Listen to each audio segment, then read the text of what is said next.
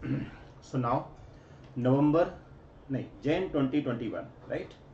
Jan 2021 exam old course financial reporting का question number 3 right, जो कि CFS का है, वो हम सॉल्व कर रहे हैं अभी। एग्जाम में कैसे करना है उस सिस्टम से कर रहे हैं राइट। सो पहले क्वेश्चन 3 निकाल लेते हैं, Jan 21 का right. Question 3, summarise balance sheet of Day Night Limited, देख रहे हैं। So the summarise balance sheet of Day Night Limited, even आप ऑल्सो यूटिलाइज किए हाउ टू यूटिलाइज 15 मिनट, जो फर्स्ट 15 मिनट है हमको कैसे यूटिलाइजेशन करना है। तो या तो आप क्वेश्चन 2 के साथ चालू कर रहे हो तो क्वेश्चन 2 को ऐसे रीड करो, या फिर क्वेश्चन 3 को ऐसे रीड करो, बराबर। क्वेश्चन 2 ही करना है, बट क्वेश्चन 3 अपन इसलिए क्योंकि अभी अपन कंसोलिडेशन कर रहे हैं right. So summarise balance sheet of Day Limited and Night Limited as on 31 March 2028 given. So balance sheet as on 31 March 2020 दिया हुआ है right. Equity, general reserve, profit and loss, trade payable, एकदम easy item है, कोई बड़े नहीं है। Assets, plant and equipment, furniture fittings, investment, inventory, trade receivable and cash and bank, ठीक है, ये टोटल दे दिया है। सो ये सब आइटम नॉर्मल लग रहे हैं, लेकिन यहाँ पे इन्वेस्टमेंट इन सब्सिडी नहीं दिख रहा है, बट इन्वेस्टमेंट जरूर दिख रहा है। मे बी इसके अंदर ही इन्वेस्टमेंट इन सब्सिडी इंक्लूड होगा राइट। आगे, Day Limited acquire 30% of the paid up share capital of Night Limited as on 1 April 2018 at price of 12 rupees per unit. तो 30% तो मालिक नहीं बने, we are not controller right. The next lot of 40% share were purchase 1 April 2019 from a foreign company. So after buying 40% अब हम 70% के मालिक बन चुके हैं, इसका मतलब कंट्रोल आ चुका है, means now we are holding company right. As per AS 21 हम अप्लाई कर सकते हैं, हम कंट्रोलर बन चुके हैं। लेकिन क्या ये सब्सिक्वेंट होल्डिंग का केस है? तो बोलने को सब्सिक्वेंट होल्डिंग है, लेकिन एक्चुअल में सब्सिक्वेंट होल्डिंग का केस नहीं है। यहाँ पे फर्स्ट टाइम हमारी होल्डिंग 1 अप्रैल 2019 को हुई है, यानी कि अगर हमसे कोई पूछेगा डेट ऑफ एक्विजिशन तो हमको बोलना है 1 April 2019 right. So date of acquisition पहली बार हमारा कंट्रोल जो आया है 1419 से आया है राइट, ठीक है। The price per share of the purpose of the calculating of the capitalisation the yield, okay, means for this 40% the price per share of this purpose is calculated by capitalizing yield of 15%.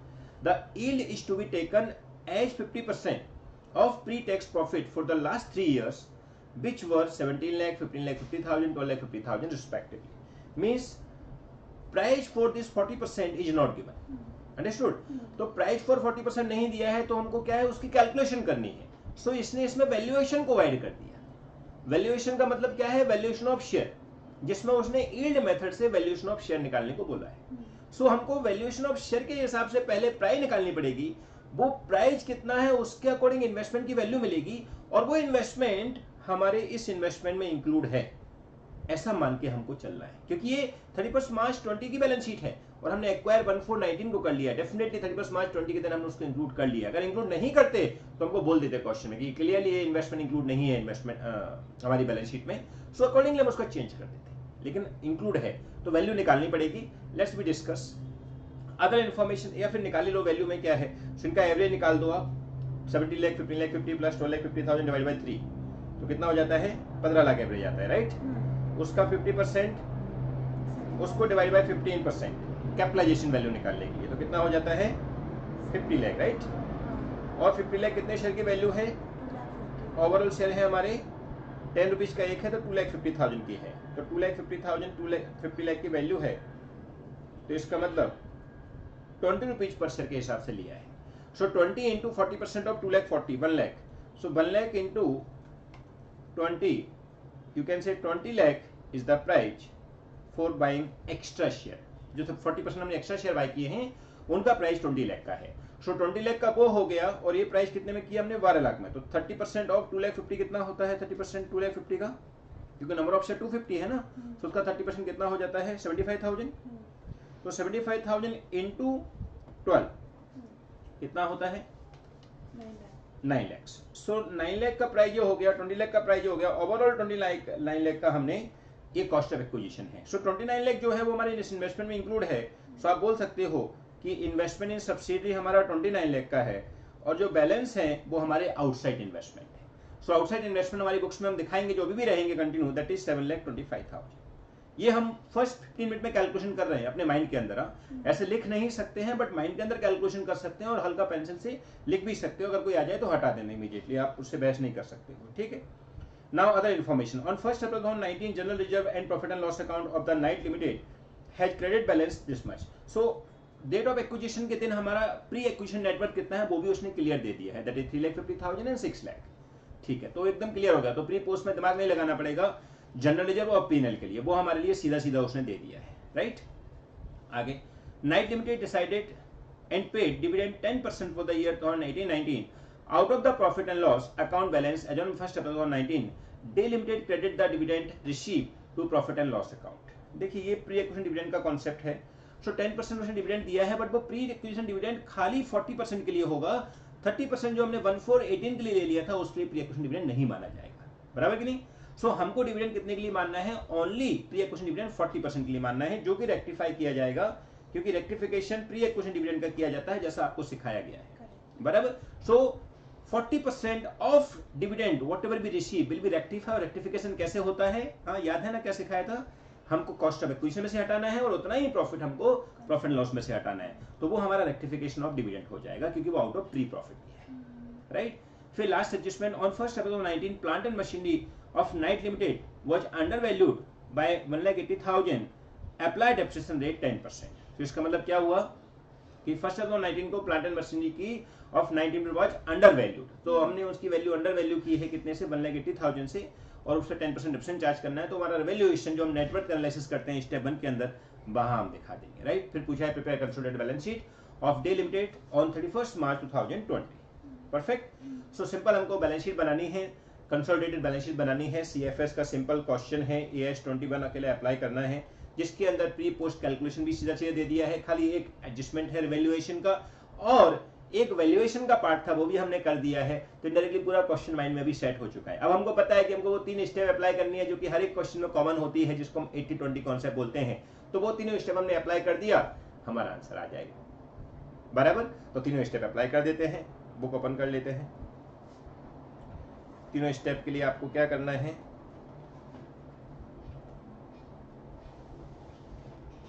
सबसे पहले step number 1,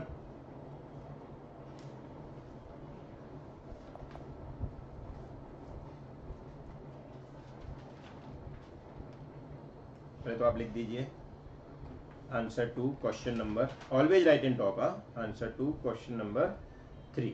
ये हमारा Jan 21 का FR old syllabus का question है, बराबर, जिन्होंने opt out किया था, परफेक्ट। सबसे पहले डेट ऑफ एक्विजिशन ये हो गया है हमारा 1/4/2019, डेट ऑफ कंसोलिडेशन है 31 मार्च 2020, और डे लिमिटेड ने नाइट लिमिटेड में 70% शेयर लिए हैं, 30% और 40% ऐड करके, राइट। नाउ स्टेप नंबर 1 क्या लिखना है, analysis of net worth of Night limited. हम चाहे तो नाइट लिमिटेड को यहाँ पे अज्यूम कर सकते हैं, एस लिमिटेड बोलेंगे आगे से, तो हम एस लिमिटेड लिखेंगे तो अभी चलेगा। एक बार स्टार्टिंग में कंटेंट में लिख दीजिए कि Knight limited equal to S limited, so हमने वो कर दिया। नाउ क्या करना है, हमको वही प्री पोस्ट कैलकुलेशन करना है जो कि हर सम में कर रहे हैं, क्योंकि 80% पार्ट तो कॉमन होता है, एज ऑल यू नो, चाहे वो क्वेश्चन कुछ भी आ जाए 80% तो आपको पता है पहले से हमको आता है, जो सब 80% का पार्टी चल रहा है जो कॉमन है, राइट। सो हमको प्री पोस्ट लिखाना है। प्री पोस्ट में सबसे पहले नेटवर्क के अंदर क्या आता है, नॉर्मली शेयर कैपिटल, तो प्री मानी जाएगी, बराबर। शेयर कैपिटल कितने की है, 20 लाख नहीं 25 लाख।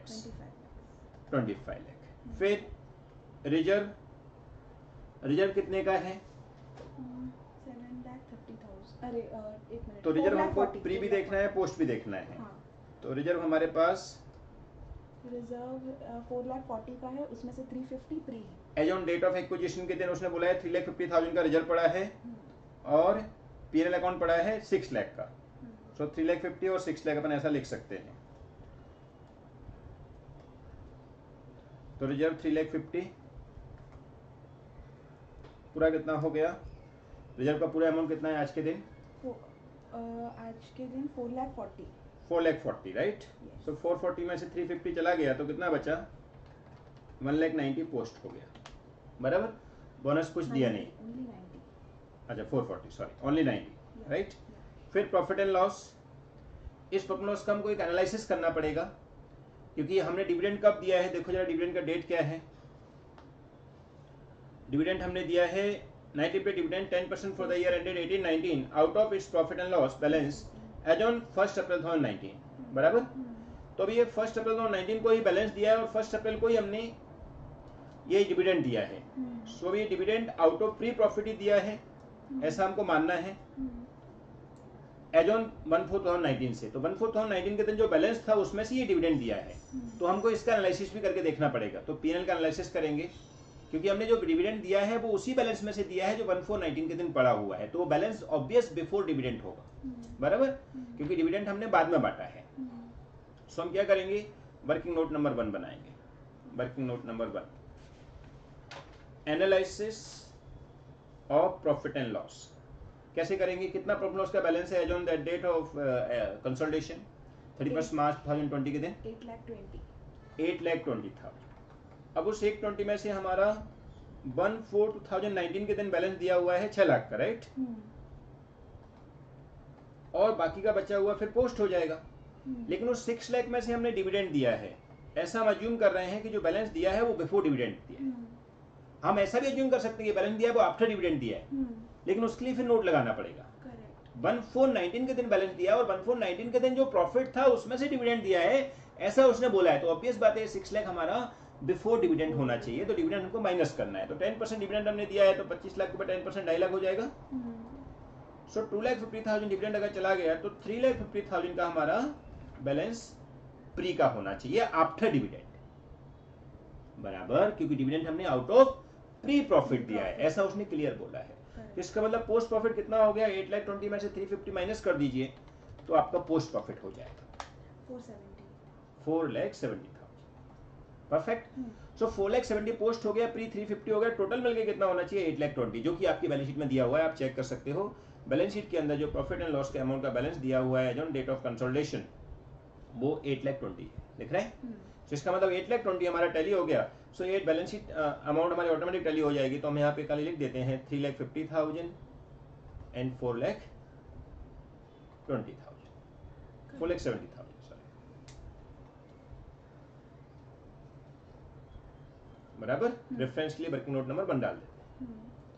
फिर और कोई आइटम, यस, रेवैल्यूएशन दिया हुआ है। क्या बोला है रेवैल्यूएशन के बारे में उसने, जरा पढ़िए क्वेश्चन में। On 1st April 2019, plant and machinery of Knight Limited was undervalued by 1,80,000. Applicable depreciation rate is 10%. Perfect. So undervalued means हमको 1,80,000 कम करना है कि बढ़ाना है? बढ़ाना है 180, मतलब पहले से वो अंडरवैल्यूड है। सो अभी 1,80,000 हमको अपवर्ड रिवैल्यूएशन करना है, क्योंकि उसने क्या लिखा है, on 1 April 2019 plant and machinery of Night Limited was undervalued by 1,80,000, applicable depreciation rate is 10%, बराबर। सो उसके हिसाब से हम अंडरवैल्यू करके कैलकुलेशन दिखा देते हैं, राइट।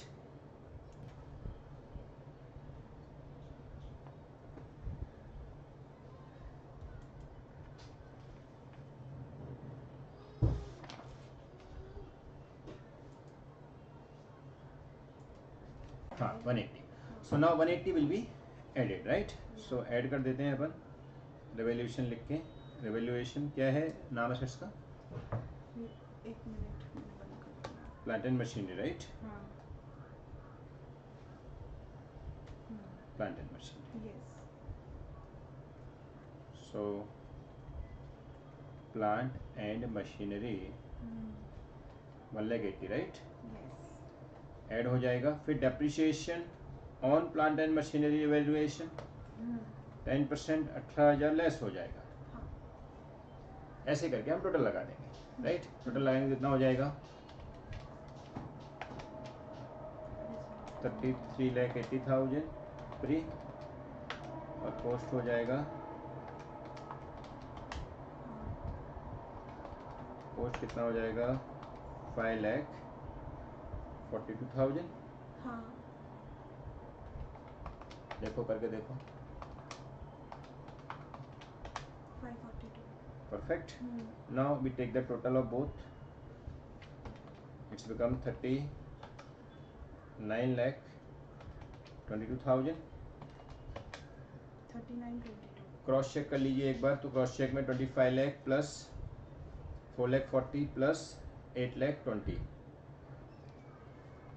तो अपन को क्रॉस चेक पता चल जाएगा 25 लाख प्लस 4,40,000 प्लस 8,20,000 और plus net of 180 minus 18 that is 1,62,000 बराबर। हाँ सो कितना हो जाता है देखो, 29,22,000 होता है क्या?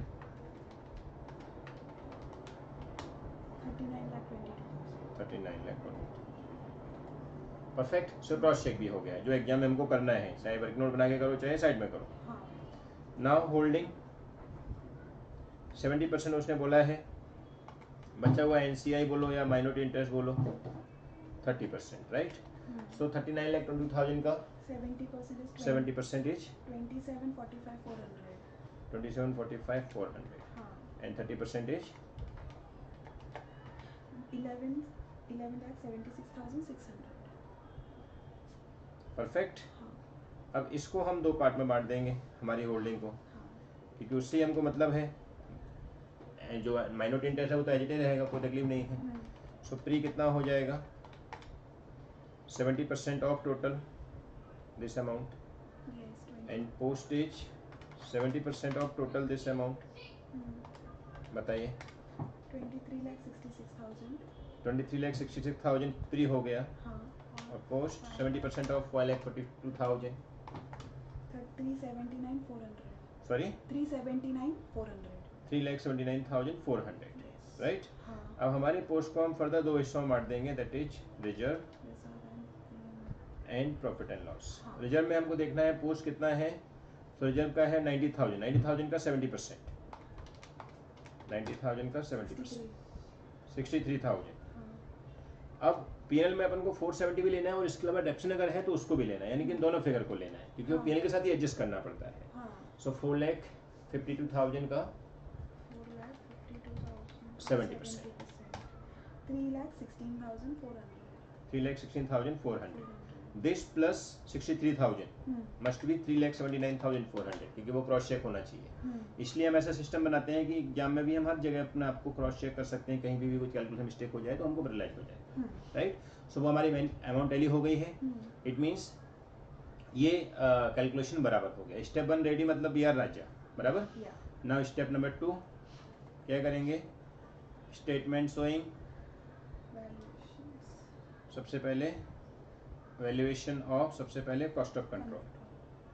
अब कॉस्ट ऑफ कंट्रोल के लिए हमने कॉस्ट ऑफ एक्विजिशन पहले निकाल लिया है, कितने का था कॉस्ट ऑफ एक्विजिशन, 29 लाख। उसमें से लेस प्री एक्विजिशन डिविडेंड, क्योंकि वो प्री एक्विजिशन डिविडेंड हमको माइनस करना पड़ेगा, 2,50,000 का डिविडेंड था। हमारा हिस्सा कितना है उसमें से, ओनली 40%, क्योंकि 30% तो पोस्ट ही था। हमने खाली 40% ही उसको ठीक करना है, वही हमारा गड़बड़ हुआ है, क्योंकि 30% तो हम पोस्ट में ही आ गए, हमने 1418 को ही ले लिया था, राइट। सो 2,50,000 का 40% हमको खाली रेक्टिफाई करना है, दैट इज बिकम 1 लाख, बराबर। So net cost of acquisition हो जाएगा, net cost of acquisition 28 lakh, बराबर। उसमें से लेस प्री एक्विजिशन नेटवर्थ, ये हमको स्टेप 1 से मिलेगा। ये देखिए प्री एक्विजिशन नेटवर्थ 23,66,000, बराबर। तो 23,66,000 प्री एक्विजिशन नेटवर्थ हो गया, देयरफॉर हमारा गुडविल आ जाएगा 4,34,000 गुडविल हो गया, राइट। देन स्टेप नंबर 2 का ही बी पार्ट, कंसोलिडेटेड रिजर्व। सबसे पहले रिजर्व ऑफ डे लिमिटेड कितना है, जो कि पेरेंट कंपनी है या होल्डिंग कंपनी है, हाउ मच, 7,30,000 पेरेंट का है। अब हमको उसमें ऐड करना है plus post share in S limited, जिसको हम नाइट भी बोल सकते हैं, एस लिमिटेड भी बोल सकते हैं। कितना है पोस्ट शेयर रिजर्व का, मैंने लिखा हुआ है 63,000, तो 63,000 इसमें ऐड कर दिया जाएगा। So it's come to 7,93,000. Now consolidated P&L, profit and loss. पहले P&L ऑफ डे लिमिटेड यानी कि पेरेंट कंपनी कितना दिया हुआ है? डे लिमिटेड का पेरेंट कंपनी का 10,20,000. 10,20,000 बराबर। Yeah. सो अब इसमें क्या करेंगे? Plus post share in S limited और you can say Knight limited कितना है पोस्ट शेयर? निकाला हुआ है 3,16,400 and less pre acquisition dividend बराबर ना, क्योंकि वो प्री एक्विजिशन डिविडेंड हमने एक जगह माइनस किया, दूसरे पे नहीं देंगे तो हमारा टैली नहीं होगा। कितना है? 1 lakh. 1 lakh. 12,36,400. So 12,36,400 will be the consolidated P&L. ठीक है। Now step 2 also get ready, क्योंकि हमको तो क्या है वो फिक्स स्टेप फॉलो करने हैं, जो 80% कॉमन है वो सब में लगाना है तो वो लगाते जा रहे हैं। Now finally step number 3 that is consolidated balance sheet of Day Limited and it's subsidiary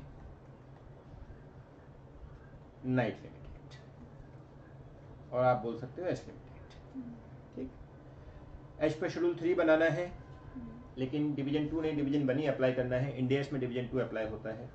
so basic format आप बना दीजिए जैसा अपन रिक्वायरमेंट होता है, पर्टिकुलर, फिर नोट्स टू अकाउंट और फिर अमाउंट। सबसे पहले इक्विटी और यू कैन से इक्विटी एंड लायबिलिटीज बराबर। उसके अंदर share holder fund, share holder fund के अंदर share capital.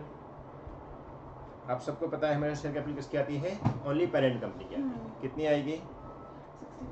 65 lakh. Then reserve and surplus. अब रिजर्व सरप्लस में कुछ ज़्यादा है नहीं, खाली 2 ही आइटम है, तो आप चाहो तो कंसोलिडेशन नोट भी बना सकते हो उसका। 7,93,000 प्लस 12,36,400 कितना हो जाएगा? 20,29,400 राइट। फिर माइनॉरिटी इंटरेस्ट ये कितना आ जाएगा? क्वेश्चन में स्टेप 1 में मिला हुआ है हमारे लिए। इट कम्स टू 11,76,600 बराबर। 11,76,600। फिर और आइटम जो भी बैलेंस शीट के अंदर है वो सब बोल दीजिए फटाफट, क्या क्या आइटम दिए हैं। पीएनएल हो गया, जनरल लेजर हो गया, ट्रेड पेबल। और ये ट्रेड पेबल वगैरह कोई भी ऐसा है जो कॉमन है जैसे एक दूसरे से लेके रखा हो, ऐसा कुछ नहीं है। तो ट्रेड पेबल कितना है? 5,50,000 प्लस दोनों को करना है ऐड 8,65,000 प्लस 3,15,000 राइट। सो 8,65,000। नाउ आगे बढ़ते हैं। अभी इसका टोटल लगा सकते हैं लेकिन अपन बाद में लगाएंगे क्योंकि सब एक बार चेक करने के बाद में। देन असेट्स के अंदर नॉन करेंट असेट्स बराबर। उसके अंदर टेंजिबल फिक्स असेट्स। अब टेंजिबल फिक्स असेट्स में आप देखोगे तो उसमें 2 असेट्स दिए हमको। एक प्लांट मशीनरी दिया हुआ है, क्या क्या दिया है? फर्नीचर, प्लांट मशीनरी और फर्नीचर। प्लांट मशीनरी कितने का है? 20,50,000 प्लस 8,40,000 830 और 830 के साथ ही हम 8,40,000 ओके। और 840 के साथ ही हमको क्या करना है? रेवोल्यूशन का नेट इफेक्ट ऐड करना है। तो 1,80 माइनस 18,000 कम्स टू 1,62,000। तो total is 30,52,000। So now plant machinery हो गया 32 लाख। 30,52,000। अच्छा 30,52,000 हो गया। अब हमको उसके साथ और ऐड करना है, इसका नोट टू अकाउंट बनाना चाहिए अपन को वैसे। एक और क्या है साथ में? Land and building, furniture okay. तो फर्नीचर एंड फिटिंग्स का क्या है? 15,10,000 दोनों का 15,10,000 दोनों का मिला के ओके। तो दोनों ऐड कर दीजिए, कितना हो जाएगा?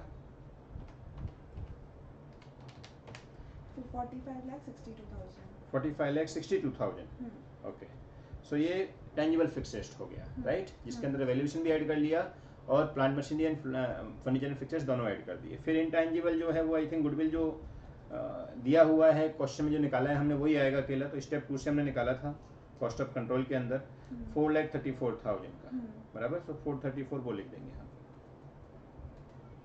फिर करेंट असेट्स नहीं, उससे पहले इन्वेस्टमेंट भी है। Investments, सो इन्वेस्टमेंट के अंदर हम देखेंगे कितना दिया हुआ है इन्वेस्टमेंट हमारे लिए बुक्स में 36,25,000 36,25,000, उसमें से 29 लाख का माइनस हो गया और और प्लस प्लस 11,50,000। 11,50,000। यस। सो ये पूरा इन्वेस्टमेंट है हमारा, तो उसमें इन्वेस्टमेंट में जो भी इंटरनल इन्वेस्टमेंट है वो माइनस हो जाएगा, तो अराउंड 7,25,000 प्लस 11,50,000, तो 18,75,000। 18,75,000 इन्वेस्टमेंट हो गया। नाउ करेंसीज के अंदर और क्या आइटम दिया हुआ है जरा चेक कर लीजिए। इन्वेंट्रीज, इन्वेंट्री है सबसे पहले। इन्वेंट्री का कोई रिवोल्यूशन है? नहीं, दोनों का टोटल लगा के बता दीजिए।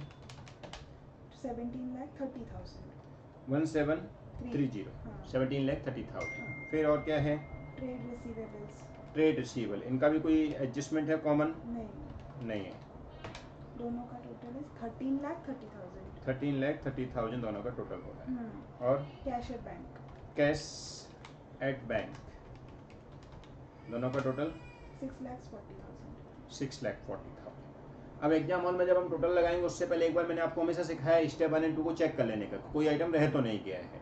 सो स्टेप 1 एंड 2 को चेक कर लें जरा। स्टेप 1 के अंदर देखें, सो माइनॉरिटी इंटरेस्ट आया तब हमने ले लिया है, जिसको हम न्यू सिलेबस में एनसीआई भी बोलते हैं, नॉन कंट्रोलिंग इंटरेस्ट, वो ले लिया है हमने। फिर ये कंसोलिडेशन पीएनएल वगैरह अपने सब लिख दिए।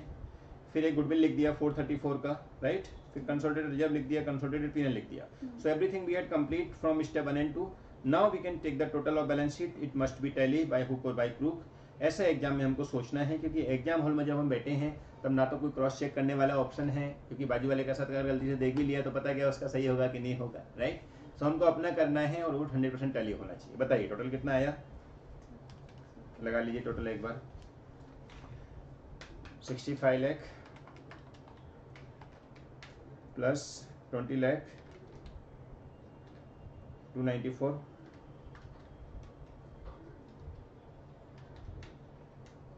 20 लाख 294 ना, 294। 20,29,400। हाँ वही, मतलब मैं लैक्स में लिखता हूँ इसके लिए। 11,76,600, फिर 8,65,000, राइट, कम्स टू 1,05,71,000, बराबर। 1,05,71,000। Let's take the total of asset side also. It must be same. 45,62,000 plus 43,40,000 plus 18,75,000 plus 17,30,000 plus 13,30,000 plus 6,40,000, बराबर। तो ये 4,34,000 था कि 43 लाख कितना था? 4,34,000 था ना, मैंने 43 लाख ले लिया शायद। देखिए टोटल बराबर लगाइए एक बार अच्छे से, सेम आना चाहिए। 1,05,71,000 ये अमाउंट आना चाहिए हमारा टोटल। लगाइए 45,62,000, 45,62,000, 4,34,000, फिर 18,75,000, फिर 17,30,000, फिर 13,30,000, फिर 6,40,000, कितना आता है? 1,05,71,000। Very good, 1,05,71,000। परफेक्ट। सो ऐसा हमको एग्जाम हॉल में करना है, जो सिस्टम कि आपको ये जो कॉमन कॉन्सेप्ट है, जो 80% कॉमन कॉन्सेप्ट है उसमें मास्टरी होनी चाहिए। क्योंकि जब हम यहाँ करते हैं ना तब वहाँ पर सारे कॉन्सेप्ट टुगेदर आते हैं, बट सारे कॉन्सेप्ट टुगेदर हम 50 बार कर चुके हैं एग्जाम में। एग्जाम से पहले हम 50 बार कर चुके हैं, क्योंकि 50 क्वेश्चन की तो 50 बार वो चीज़ रिपीट कर ली है, तो डेफिनेटली हमको वो चीज़ आनी चाहिए। तो ये कंसल्टेशन का क्वेश्चन है जिसमें थोड़ा सा कन्फ्यूजन था, बट ये करने का पर्पज एक ही है कि आपको ये पता चल जाए कि एग्जाम हॉल में हमको कैसे 15 मिनट को यूटिलाइजेशन करना है। अगर हम इसको 15 मिनट पहले कर रहे हो तो इसको हम ऐसे रीड करते, और सम सॉल्व करते टाइम पर जो जी मेन है उनको कैलकुलेशन करते टाइम पे आप निकाल लीजिए, जिससे जब हम सम सॉल्व करेंगे तो आपको कोई दिक्कत नहीं आएगी, बराबर। फ्रेंड्स, आपको जो भी क्वेश्चन में डाउट हो, आपको जो जनवरी 2021 के एग्जाम हुए हैं अभी, आप मेरे को कमेंट बॉक्स में मेंशन कर दीजिए, मैं आपको उसका सोल्यूशन दे दूंगा, ठीक है। और ये जो सब सिस्टम है फ्रेंड्स, आप याद रखो कि थोड़ा सिस्टमेटिक वे में करते हैं, जो 80% कॉमन रख के करते हैं, तो हमको एग्जाम में भी कॉन्फिडेंस रहता है और हम अच्छे से कर भी पाते हैं, बराबर।